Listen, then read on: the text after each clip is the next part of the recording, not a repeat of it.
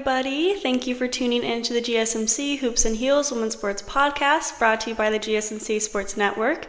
My name is Samantha Genser. I'm going to be your show host for you today. We have a very exciting episode for you guys. We are going to be covering the recent NWSL games, predictions on the College Softball World Series, the Asian Gymnastics Championships, the Women's Track and Field Prefontaine results, and make sure you stay till the end to hear about the North America West Region CrossFit semifinal results. Before we begin, I wanted to ask you guys to like and follow the show and to become a part of our show to tip and donate using the link gsmcpodcast.net. Also, we do get a lot of questions that come in from viewers during the show, so to ensure that your questions get read on the air, I ask that you use the link gsmcpodcast.net. This puts your questions at the top of the list so that I see them, and of course, it really does help the show, and we really do appreciate it. Again, the link is gsmcpodcast.net. Now, let's get started. I hope you guys enjoy today's content. Okay, we're going to be starting off today's episode by talking about the recent NWSL game, National Women's Soccer League. So, we're going to talk about the games from May 17th to May 25th. So, those games all include the North Carolina Courage v. Utah Royals, Houston Dash v. Portland Thorns, the KC Current v. Racing Louisville, the Seattle Reign v. Orlando Pride, the Bay FC v. San Diego Wave, Washington Spirit v. Angel City, Gotham v. Chicago Red Stars, Angel City v. San Diego Wave, the Washington Spirit v. Seattle Reign, the Bay FC v. Gotham, the Utah Royals v. KC Current, the Orlando Pride v. Portland Reigns, the Houston Dash v. North Carolina Courage, and the Chicago Red Stars v. Racing Louisiana. So, if you heard any of those games that you were interested in hearing about, we're going to be talking about all of those on here today. I'm excited to get started. So, to start, we're going to obviously talk about May 17th's games to start. The North Carolina Courage beat the Utah Royals 1-0. The Courage scored their goal in the second half by Kaleigh Kurtz, assisted by Brianna Pinto. Kurtz is 28 years old and has been playing on this team since 2018. Should not score any goals in 2018, 2019, 2021, and 2023, and 2020 was excluded because that was during COVID, so not a normal season. We don't need to get into that. She did score 3 goals in 2022. She plays center back, so I think it's impressive that she ended up scoring because you don't typically hear defensive centers scoring as often. The way the goal happened was particularly epic, I'll say. Ashley Sanchez, number 2, crossed the ball way across the field, and then Pinto followed up with it and missed the goal. I'm not sure if it was on purpose or to cross it, and then Kurtz passed it right through the net when the goalkeeper was completely out of position. The Courage did pretty much dominate the game. They had 20 shots total, with 6 of those actually being in target of the goal. And they also had 63% of possession of the ball and just more accurate passes in general. So they did pretty much dominate the entire game. Next game is the Portland Thorns v. Houston Dash, which ended in a 2-0 win for the Portland Thorns. The Portland Thorns really dominated with 22 attempted shots total and 10 that were actually on target. But still, the Houston Dash did pretty good keeping up as they had 12 attempted shots in total. Both goals were scored in the second half by Anna Diaz and Olivia Moultrie. Diaz is a forward and Moultrie is a midfielder who has already scored 3 goals this season. She is a really dominant player for the Portland Thorns, and she has been a good scorer for the team since 2022. Next game, we have a tie with the Kansas City Current and Racing Louisville, with a final score of 3-3. This was an interesting game since it was a pretty high-scoring game. The possession throughout the game was pretty 50-50, and both of the passing accuracy was about the same. So these two teams matched very evenly, pretty much. Defender Gabriella Robinson and midfielder Savannah De Mello scored 2 goals for Louisville. Defender Style Balansager Pedersen of KC Current scored her goal for her own team. Obviously, it was an accident, but whenever that happens, I always get secondhand embarrassment, and I just feel so bad for the player because of the guilt you must have. Anyway, we're going to talk about some other games where own goals did unfortunately happen. Midfielder Michelle Cooper, midfielder Lou Labonta, and midfielder Emma Sears scored the 3 goals for KC Current. The Seattle Reign FC and Orlando Pride went head-to-head that same day, and the final score was 3-2 with Orlando Pride winning. Possession of the ball was pretty 50-50, so really, I guess it could have gone either way. But as we know, Orlando Pride has been on top. They have been winning all of their games, so it's not a shocker that they won another one. And I mean, if you're rooting for Orlando Pride, I'm sure you're very happy to see that they have this huge winning streak right now. But Seattle Reign got more shots on goal, so it seems like they would have gotten a better chance to win, but the Pride defense and goalkeeper were outstanding throughout the game. Emily Sam scored the first goal for the Pride, and Barbra Banda, who is one of the highest goal scorers in Olympic history, scored the other 2 goals for the Pride. Bethany Balser and Harid James Turner each scored a goal for the Seattle Reign. Having Banda on the Pride team is a huge threat to any competitor. She is so skilled, speedy, and a great shooter, and she really is the powerhouse superstar soccer player on the Pride team. Of course, I'm not saying that she's the star on the team as of right now, looking at the amount of goals that she scored, but of course there are a bunch of other players on the Pride team who are super good and dominating as well.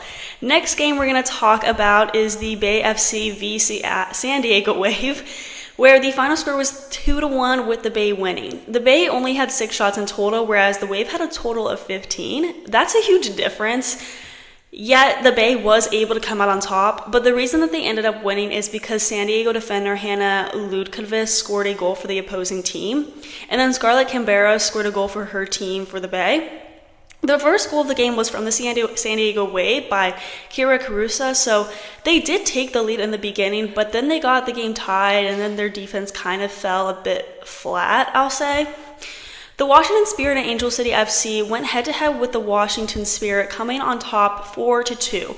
This game was super intense because it was a high-scoring game. When the game kicked off, Trinity Rodman scored a goal for the Spirit. Then Anya Boutel, who is a defender for the Spirit, scored a goal for the Angel City, so that was not great. Then Sydney Leroux scored a goal for Angel City. Afterwards, the Spirit scored 3 more goals in a row. Another one by Trinity Rodman, one from Casey Kruger, and one from Ulemata Sar. So the Angel City seemed to be dominating after the Spirit's first goal, with one of their defenders scoring for the opposing team. But then the Spirit really came back with 3 goals leading to their victory. On Sunday, May 19th, Gotham v Chicago Red Stars went... Ooh. Oh my goodness, that was so weird. I'm so sorry, guys. Technical difficulties right there. Okay, we are talking about Gotham v... Uh-oh. Oh no, guys, I'm so sorry. Give it a solid, there we go. Okay, I'm so sorry about that. We're going to talk about Gotham v Chicago Red Stars. They played against each other with a final score of 2-1. Gotham won the game. Lynn Williams and Ella Stevens scored the goals for Gotham, and on the other side, Penelope Hawking scored the 1 goal for the Chicago Red Stars. Gotham just had more dominance on the field. They had more shots attempted and had more possession throughout the game, so it's not a shocker that they did end up coming on top. They just kind of had that more look of strength as a team compared to their opponents, the Red Stars. On Thursday, May 23rd, there was another game where Angel City and San Diego Wave went head to... Okay, now Okay, guys, I'm so sorry. I think there is... Okay, wait. Guys, I'm so sorry. There is some out of order here. Okay, there you go. Angel City and San Diego Wave went head-to-head. Sorry, guys, about this. Pictures not being in order, and there's some technical difficulties. Anyway, we're all human. We all make mistakes. We're just going to move past it. So, Angel City v San Diego Wave. It was a pretty uneventful game, considering that the score ended up in a tie 0-0, which is really unfortunate for both teams. Both teams had a pretty good amount of shots attempted, which is not good that they were both unable to score, but also good for their teams for having good defense, if you think about it. Angel City had a total of 11 shots attempted, while the Wave had a total of 15 shots attempted. Both teams were pretty heavy with fouls. Also, Angel City had 9 fouls, and San Diego Wave had 12 fouls. It was a pretty evenly matched game, and it was almost 50-50 in possession throughout the game. It really could have gone either way. It was an even matched game, but it does kind of stink that it ended in a 0-0 tie. Okay, Now, let's talk about the Orlando Pride v Portland Thorns game, which was one of the most exciting games in the past week. The game had a final score of 2-1 with the Pride winning. That didn't come as a shock to me. I feel like the Orlando Pride had been pretty dominant and been doing very well in past games, obviously, and it made sense that they came out on top. Barbra Banda scored both the goals for the Pride, so she really has been their superpower. Izzy De Aquila scored the goal for the Portland Thorns, but it just wasn't enough. Banda has been really impressing me this season, and having her score both of those goals obviously gave them a huge boost as a team. The Washington Spirit and Seattle Reign went head-to-head with a final score, a very high-scoring game, final score of 3-2. The Spirit had a total of 3 goals, and the Seattle Reign had a total of 2 goals. Corey Bethune, Andy Sullivan, and Ulemata Sarr scored the 3 goals for the Spirit. Sarr scored a goal during the previous Spirit game, so she has been doing very well for the team, obviously. Veronica Lasco and Emery Adame scored both the goals for Seattle Reign. The Houston Dash and North Carolina Courage went against each other that same day, and the Houston Dash dominated, winning the game 3-0. Ramona Bachman, Barbara Oliveira, and Deanna Ordonez scored the 3 goals. The North Carolina Courage still had some shots on goals, but they just weren't successful. The last game on May 24th was Bay v Gotham, where Gotham won 2-0. Ella Stevens scored both the goals, and in the last game by Gotham, she also scored a goal. So Stevens has really been a star player for the team, just like Banda being the star scorer for the Pride. Stevens is being sort of the star goal scorer for the Gotham. Both teams, I felt like in this game, were pretty evenly matched. It was pretty 50-50 for possession throughout the game, yet the Bay was just not successful. We have 2 more games to talk about. Both took place on May 25th. Racing Louisville beat the Chicago Red Stars 1-0. Emma Sears scored the goal for Louisville, and she scored the goal last game, so she has been a star on the team as well.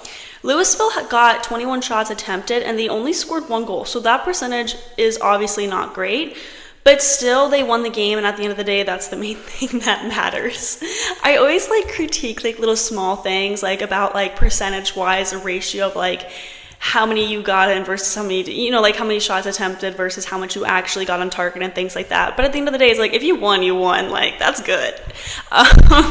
Okay, the last game we're going to talk about is the Utah Royals playing against the KC Current, and the KC Current came out on top 1-0. Elizabeth Ball scored the goal for the Current. This game actually kind of shocked me for how close the game was, because the KC Current is ranked 2nd in the league, and the Utah Royals is ranked last and number 14th in the league. I feel like the KC Current should have had more of an opportunity to dominate the game. I think this is a good sign for the Utah Royals, though. They have lost all their games so far this season, and maybe this not too bad of a loss is a good sign that they could step up their game. Still, KC Current did win, but I just felt like they should have gotten more shots on target and more goals attempted in general. So we're now going to move on to our next segment, where we're going to talk about the College Softball World Series predictions. Before we start, we are going to be taking a very short break, so I will see you guys very soon.